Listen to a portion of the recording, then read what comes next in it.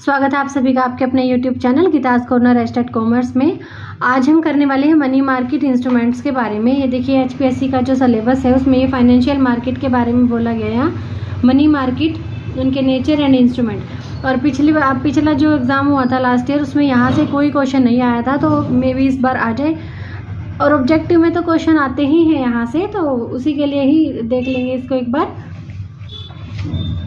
देखिए money market क्या होती है। मनी मार्केट मुद्रा बाजार का अभिप्राय एक ऐसे बाजार से है जिसमें अल्पकालीन प्रतिभूतियों में व्यवहार किया जाता है, यानी कि जो शॉर्ट टर्म की हमारे सिक्योरिटीज़ हैं उनमें ट्रांजैक्शन की जाती है। यहाँ शॉर्ट टर्म सिक्योरिटीज़ का अभिप्राय ऐसी सिक्योरिटी से है। अल्पकालीन प्रतिभूति का अर्थ है ऐसी प्रतिभूतियों से जिनका भुगतान समय 1 साल तक होता है। तो ये बातें जो छोटी छोटी बातें ध्यान रखनी होती हैं। 1 साल तक होता है। इनका मैच्योरिटी पीरियड कम होने के कारण इन्हें क्या कहते हैं, नियर मनी भी कहा जाता है। नियर मनी यानी कि निकट मुद्रा भी कहा जाता है, जो इन फ्यूचर जल्दी ही मनी में कन्वर्ट हो जाएंगी। और इन प्रतिभूतियों में मुख्यतः ये जो अभी हम पांचों पढ़ेंगे वो आ जाते हैं। Call money, treasury bill, commercial paper and certificate of deposit, इनको शामिल किया जाता है। ठीक है, सबसे पहला हमारा मनी मार्केट इंस्ट्रूमेंट क्या है। मनी मार्केट इंस्ट्रूमेंट में सबसे पहले आ जाता है हमारा ट्रेजरी बिल, जहाँ से बहुत बार पेपर में क्वेश्चन देखने को मिलता है ट्रेजरी बिल के बारे में। सबसे फर्स्ट है खजाना बिल, यानी कि ट्रेजरी बिल। खजाना बिल का अभिप्राय ऐसे अल्पकालीन प्रपत्र से है, यानी कि शॉर्ट टर्म का ये डॉक्यूमेंट है जो सेंट्रल गवर्नमेंट, केंद्र सरकार अपनी अल्पकालीन वित्तीय आवश्यकताओं को पूरा करने के उद्देश्य से, शॉर्ट टर्म की जो भी फाइनल रिक्वायरमेंट है उसको पूरा करने के लिए, उसके उद्देश्य से वित्तीय संस्था, फाइनेंशियल इंस्टीट्यूशन या फिर पब्लिक को जारी करती है। इसकी अवधि 1 साल से अधिक नहीं हो सकती। तो इनका निर्गमन रिजर्व बैंक द्वारा सरकार की ओर से किया जाता है। तो क्वेश्चन अगर आंसर में ऑप्शन जो है वो रिजर्व बैंक आ जाए तो रिजर्व बैंक पे टिक करेंगे, और गवर्नमेंट आ जाए, रिजर्व बैंक ना आए तो गवर्नमेंट पे टिक करेंगे। इनकी अवधि प्राय 14 दिन, ये हमारे 14 डेज, 91 डेज, 182, 364 डेज की होती है। देखिए ये स्टार्टिंग के 2 याद करने की जरूरत है, बाकी पीछे वाले 91 का डबल करेंगे तो 182 का डबल करेंगे तो 364 की, तो इससे भी हम इसको ऐसे याद कर सकते हैं। और नवोदय विद्यालय में, केंद्रीय विद्यालय में तो यहाँ से क्वेश्चन आता ही आता है। ये बिल प्राय व्यापारिक बैंक, यानी कि जो कमर्शियल बैंक्स हैं उनके द्वारा, या गैर बैंकिंग वित्तीय संस्था, नॉन बैंकिंग फाइनेंशियल कॉर्पोरेशंस जो होते हैं, है ना, NBFC की भी फुल फॉर्म पेपर में पूछी जा सकती है, नॉन बैंकिंग फाइनेंशियल कॉर्पोरेशन, या फिर LIC, life insurance corporation, UTI, unit trust of India, GIC, guaranteed investment certificate आदि के द्वारा इनको जारी किया जाता है। ट्रेजरी बिल अत्यधिक ही तरल प्रकृति के होते हैं, क्योंकि रिजर्व बैंक सदा इनको कटौती पर खरीदने के लिए तैयार रहता है। अभी किसके जैसे होते हैं, जीरो कूपन बॉन्ड के जैसे होते हैं। इनको अंकित मूल्य से कम पर जारी किया जा सकता है, जबकि भुगतान अंकित मूल्य के बराबर ही होता है। ट्रेजरी बिल पर जो इन्वेस्टर है, जो भी इनको खरीदेगा, उसे आय इसके जारी किए गए मूल्य और भुगतान किए गए मूल्य के अंतर के बराबर मिलती है। मान लो कि ये जो 91 डेज के लिए 2 लाख रुपए का ट्रेजरी बिल जारी कर दिया, सॉरी 1 लाख रुपए का कर दिया, कुछ भी मान सकते हैं, वो 25 के मल्टीपल में होना चाहिए ना, है ना। 1 लाख रुपए का मान लो कि कर दिया, और उसके ये जब जारी किया गया तो ये 98,000 का दे दिया, और बाद में मिलेंगे जो इन्वेस्टर उसे 1 लाख रुपए। तो ये जो बीच का 2,000 रुपये का डिफरेंस है ना, वो इसका ब्याज आ जाएगा। क्योंकि ट्रेजरी बिल पर एक पर्टिकुलर रेट से इंटरेस्ट नहीं दिया जाता, इसलिए इसे जीरो कूपन बॉन्ड भी कहा जाता है। और इनकी जो न्यूनतम राशि है वो 25,000 रुपये, और इसे 25,000 के गुणक में ही खरीदा जा सकता है। अब जो डीलिंग प्रोसेस होती है ना, इस डीलिंग प्रोसेस में क्या है, देखो ट्रेजरी बिल को कटौती के आधार पर, डिस्काउंट के बेसिस पे जारी किया जाता है। और कटौती का निर्धारण ना 2 तरह से किया जाता है। डिस्काउंट जो इसमें होता है वो 2 तरीके से डिसाइड होता है। सबसे पहला है, इसमें तो डिसाइड होता है पूर्व निर्धारित कटौती दर के आधार पर, पहले से ही फिक्स होता है। उदाहरण के लिए माना कि 1 लाख रुपए का जो ट्रेजरी बिल है 91 डेज का, वो 95,000 रुपीज़ में जारी किया गया। इसका अभिप्राय है कि ऋणदाता आज 95 देकर 91 डेज के बाद वो 1 लाख रुपए ले लेगा। और इस तरह से जिसने भी इसको खरीदा है, जो भी ऋणदाता है, यानी कि जो भी इन्वेस्टर है, वो 5 लाख रुपए की आय कटौती या ब्याज के रूप में उसकी हो जाएगी। दूसरा क्या है, यहाँ पे हमें ऑप्शन का सहारा लेना पड़ेगा। कटौती की दर का निर्धारण नीलामी के आधार पर। अब नीलामी के लिए क्या करेगा रिजर्व बैंक, RBI क्या करेगा, न्यूज़पेपर के माध्यम से टेंडर को इनवाइट करेगा, आमंत्रित करेगा। जो खरीदना चाहता है ना, वो जो इच्छुक व्यक्ति है, उन्हें स्वीकृत कटौती की दर टेंडर के माध्यम से वो क्या करेंगे, आरबीआई को भेजते चले जाएंगे। स्वीकृत कटौती मतलब कि जिसपे वो लेने को तैयार है 3%, 4%, 6%, 7%, एक निश्चित दिन को टेंडर खोले जाएंगे और उस टेंडर को स्वीकार कर लिया जाएगा जिसमें कटौती की दर सर्वाधिक न्यूनतम होती है। ठीक है, ये था हमारे ट्रेजरी बिल के बारे में। आगे अपना कमर्शियल पेपर के बारे में अभी मैंने दिखाया भी था शॉर्ट्स में कि जो हमारा एचटेट में आया है पेपर, ये क्वेश्चन कि अनसिक्योर्ड कॉर्पोरेट डेब्ट और सिंगल पेमेंट एट मैच्योरिटी कौन से होते हैं, कमर्शियल पेपर होते हैं, जो एचटेट 2021 में आया है। तो कमर्शियल पेपर ऐसे अल्पकालीन असुरक्षित प्रतिज्ञा पत्र होते हैं, शॉर्ट टर्म के अनसिक्योर्ड प्रोमिसरी नोट होते हैं, जो बहुत अच्छी साख वाली कंपनी द्वारा, बहुत अच्छी रेप्यूटेड कंपनी है, बहुत अच्छा नाम है उसका मार्केट में, उसको अपनी अल्पकालीन के शॉर्ट टर्म की सीजनल, मौसमी या वर्किंग कैपिटल, इनकी कार्यशील पूंजी की आवश्यकता को पूरा करने के लिए जो जारी करती है। किस लिए जारी करती है? एक अच्छी साख वाली कंपनी अपनी अल्पकालीन शॉर्ट टर्म के लिए सीजनल या वर्किंग कैपिटल इनकी आवश्यकता को पूरा करने के लिए जारी करती है। फॉर एग्जाम्पल, एक कंपनी अपने व्यवसाय का विस्तार करने के लिए समतांश जारी कर रही है, ठीक है, इक्विटी शेयर वो जारी कर रही है।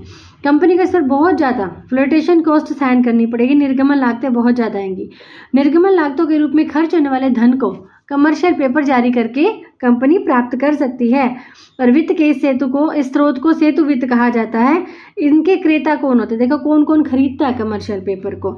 बैंक नहीं खरीदते हैं, बीमा कंपनियां खरीदती हैं, यूटीआई यूनिट ट्रस्ट या फर्में इनकी खरीदार होती हैं। इनका विक्रय प्रत्यक्ष व अप्रत्यक्ष दो तरह से हो सकता है, अर्थात कंपनी सीधे ही क्रेता को कमर्शियल पेपर बेच सकती है या किसी एजेंसी की सहायता भी ले सकती है। एक कमर्शियल पेपर का न्यूनतम मूल्य जो है वो कम से कम 5 लाख रुपए का होता है। इस तरह के वीडियोस देखते देखते दिमाग भारी हो जाता है, सिर भारी हो जाता है, तो थोड़ा सा रोक रोक के इसको सुनना और जिसको इंटरेस्ट आ रहा है वो लगातार सुनते रहना। डीलिंग प्रोसेस क्या होती है? देखो कमर्शियल पेपर ना 15 दिन से 12 महीने तक के लिए जारी किए जाते हैं। जो सबसे पहला ट्रेजरी था उनका क्या था? ट्रेजरी में ये थे अपने 14 डेज, 91 डेज, 182 डेज, 364 डेज के लिए, और ये आगे 15 दिन से 12 महीने तक के लिए जारी किया जाता है। इन्हें पराई कटौती पर जारी किया जाता है। ट्रेजरी बिल को भी कटौती पर जारी किया जाता है, लेकिन इन्हें कभी कभी निश्चित ब्याज की दर के आधार पर भी जारी किया जा सकता है। आगे ना दोनों में डिफरेंस, इनको निश्चित ब्याज की दर के आधार पर भी जारी किया जा सकता है। इनके लिए कोई सक्रिय गौण बाजार उपलब्ध नहीं होता, एक्टिव सेकेंडरी मार्केट नहीं होती, लेकिन प्रार्थना करने पर जारी करने वाली कंपनी इन्हें पुनः क्रय कर लेती है। थर्ड नंबर पे आएगी कॉल मनी है, कॉल लोन्स, यानी कि सबसे ज़्यादा कैश, सबसे जल्दी कैश में जो से कन्वर्ट होते हैं ना वो यही होते हैं, कॉल मनी या कॉल लोन्स। अल्प सूचना ऋण का अभिप्राय ऐसे ऋण पत्रों से है, लोन डॉक्यूमेंट से, जिसका भुगतान ऋणी या ऋणदाता की इच्छा पर अल्प सूचना देकर किया जा सकता है। इसकी अवधि 1 दिन से 15 दिन तक होती है। इस आधार पर कहा जा सकता है कि अल्प सूचना ऋण सर्वाधिक तरल होते हैं, इन्हें नकदी के बराबर ही माना जाता है और इनका प्रयोग, अब देखिए सीआरआर के लिए कौन से मनी मार्केट इंस्ट्रूमेंट को यूज़ किया जाता है, वो है कॉल मनी यानी कि कॉल लोन्स को। इनका प्रयोग वाणिज्यिक बैंकों द्वारा, कमर्शियल बैंकों द्वारा, कमर्शियल बैंक किससे लोन लेते हैं? आरबीआई से, तो कमर्शियल बैंकों द्वारा रिजर्व बैंक के पास अपनी न्यूनतम नकदी शेष तथा कैश रिजर्व रेशियो जो होता है उसको बनाए रखने के लिए किया जाता है। रिजर्व बैंक इस अनुपात में समय समय पर परिवर्तन करता रहता है और इसमें किए गए परिवर्तन का प्रभाव वाणिज्यिक बैंकों के पास ऋण के रूप में किए जाने वाले कोषों की उपलब्धता पर पड़ता है। देखो कॉल मनी ना वो मेथड है जिसके अंतर्गत अलग अलग बैंक अपनी सीआरआर को बनाए रखने के लिए एक दूसरे से उधार लेते हैं। मांग मुद्रा जो कॉल मनी है वो व्यवहारों के लिए प्रयुक्त ब्याज दर को कॉल रेट कहते हैं। इसमें जो जिस इंटरेस्ट रेट पे पैसा जाता है ना यहाँ से, वह उसे कहते हैं कॉल रेट। और कॉल रेट में प्रतिदिन यहाँ तक कि प्रति घंटे परिवर्तन होते रहते हैं। अब कौन सा मनी मार्केट इंस्ट्रूमेंट है जिसकी कॉल रेट में हर घंटे परिवर्तन होते हैं? वो कॉल मनी। अब व्यवहार प्रक्रिया क्या है इसकी? इस जो हमारा ये डॉक्यूमेंट है, जो इंस्ट्रूमेंट है, इसके द्वारा व्यवहार करने वालों की संख्या सीमित होती है, परंतु प्रत्येक व्यवहार की राशि बहुत अधिक होती है और इसकी न्यूनतम राशि 10 करोड़ रुपए। सबसे ज़्यादा महंगा कौन सा? वो यही है, 10 करोड़ रुपए का हमारा कॉल मनी। पर ऐसा देखा जाता है कि अधिकतर लेन देन 100 करोड़ रुपए के होते हैं। कॉल मनी का व्यवहार प्राय फोन पर ही हो जाता है, कागजी कार्रवाई बाद में ही पूरी होती है। अच्छा, जिसने पैसा दिया है ना, ऋणदाता, ऋणदाता द्वारा ऋणी को आरबीआई का चेक जारी करके ऋण दिया जाता है। ऋणदाता द्वारा लोन दे दिया आरबीआई का चेक जारी करके। अब इसके बदले में ऋणी क्या करेगा? भाई जिसने पैसा लिया है उधारा, वो ऋणी ऋणदाता को अल्प सूचना ऋण प्राप्ति की रसीद यानी कि कॉल मनी बोरोविंग रिसिप्ट दे देगा और ऋणी क्या करेगा, आरबीआई के चेक द्वारा ऋण का भुगतान कर देता है और अपनी रसीद को वापस ले लेता है। जैसे पैसे देगा उस रसीद को वापस ले लेगा। अब यहाँ पर ये मुख्य बात है कि ऋणी और ऋणदाता दोनों ही निश्चित अवधि से पहले ही सूचना देकर क्रमशः भुगतान कर सकते हैं या फिर मांग भी सकते हैं। नेक्स्ट है certificate of deposit. Negotiable instrument है जिसका एक निश्चित अवधि के बाद एंडोर्समेंट द्वारा हस्तांतरण किया जा सकता है। क्या सीडी की full form certificate of deposit, ये एक नेगोशिएबल विनिमय साध्य प्रपत्र है जिसका एक निश्चित अवधि के बाद बेचान द्वारा हस्तांतरण किया जा सकता है और बेचान का जो टाइम पीरियड है वो होता है 45 डेज का और इनका निर्गमन अनुसूचित वाणिज्यिक बैंकों द्वारा या भारतीय वित्तीय संस्थाओं के द्वारा, इनके शेड्यूल कमर्शियल बैंक या फिर IDBI, IFCI, ICICI, SIDBI, Exim bank के द्वारा किया जाता है।